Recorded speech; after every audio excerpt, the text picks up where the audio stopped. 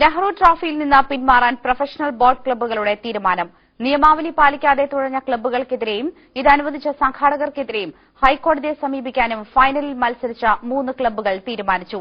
അടുത്ത നെഹ്റു ട്രോഫിക്ക് മുന്നോടിയായി മറ്റൊരു വള്ളംകളി നടത്തുന്നതിന് പ്രവാസികൾ ആലോചന തുടങ്ങി.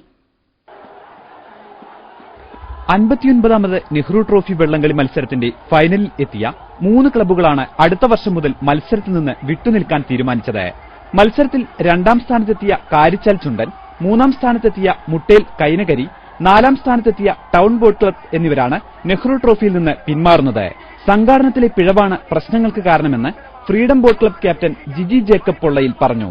ഇതിനകത്താണ് മത്സരങ്ങൾ മുന്നോട്ട് പോകുന്നെങ്കിൽ കളികളിൽ നിന്ന് പിന്മാറേണ്ടി വരും. കാരണം നമ്മൾ എടുക്കുന്ന എഫേർട്ട് കൊണ്ട് നമുക്കൊന്നും കിട്ടുന്നില്ല. നമുക്ക് ഈ വള്ളംകളി ഒരിക്കലും മുന്നോട്ട് പോകുന്നില്ല. മത്സരത്തിൽ പങ്കെടുക്കുന്ന ചുണ്ടൻ വള്ളങ്ങളിലെ തുഴച്ചിൽക്കാർ വെള്ള ബനിയൻ ധരിക്കണമെന്ന് കർശന നിർദ്ദേശമുണ്ടായിരുന്നു. എന്നാൽ 1ാം സ്ഥാനത്തെത്തിയ ചുണ്ടനിൽ തുഴച്ചിൽക്കാർ ഈ നിബന്ധന പാലിച്ചില്ല. ഈ ടീമിനെ അയോഗ്യരാക്കണമെന്നും ക്ലബ്ബ് ഉടമകൾ ആവശ്യപ്പെട്ടു. ഇക്കാര്യം ആവശ്യപ്പെട്ട് ബുധനാഴ്ച ഹൈക്കോടതിയെ സമീപിക്കാനും ക്ലബ്ബ് ഉടമകൾ തീരുമാനിച്ചു. ചൊവ്വാഴ്ച രാവിലെ കംപ്ലയിന്റ് ചെയ്യുന്നതാണ്. ബുധനാഴ്ച ഞങ്ങൾ കോടതിയിൽ നീങ്ങും.